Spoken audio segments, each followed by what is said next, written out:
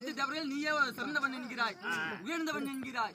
அப்படி என்றால் என்னுடைய ஜடாபாரத்தை யார் முதலில் காண்கிறீர்களோ அவர்களே இந்த உலகத்தின் மூத்த கடவுள், உயர்ந்த கடவுள் என்று சொல்லி சிவபெருமான் கூறுகிறார்.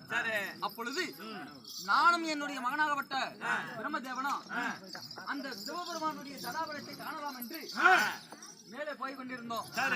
நாங்கள் மேலே செல்ல செல்ல சிவபெருமானும் வளர்ந்து கொண்டே போகிறார். நீங்களும் ஜடாபாரத்தை தலையினுடைய முடிவு நுனியை பாக்குறதுக்காக ஆமா நீங்க போயிட்டே இருக்கிறீங்க. ஆமா, அதாவது முக்கன் படைத்த பரமேஸ்வரன் வாழ்ந்துகிட்டே இருக்கிறாரு, வளர்ந்து கொண்டே போகிறார்.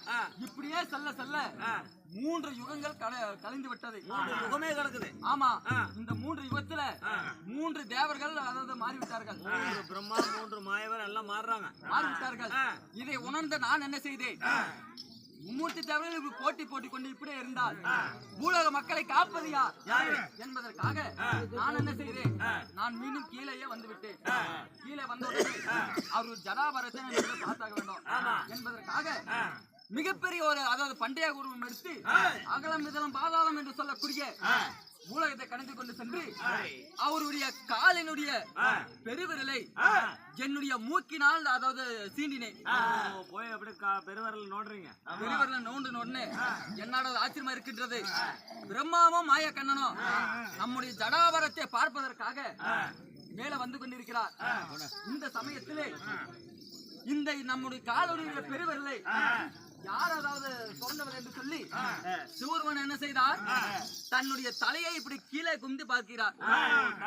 ஆமா, என்னமோ கால ஊர்ற மாதிரி இருக்குது, எது தட்டுப்படுது அப்படி என்று சொல்லி சிவபெருமான் தலையை கீழே குந்தி பார்க்கிறார்.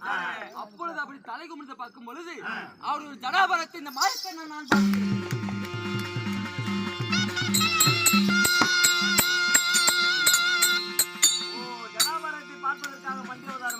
ஆமா, இது 3வது அவதாரம்.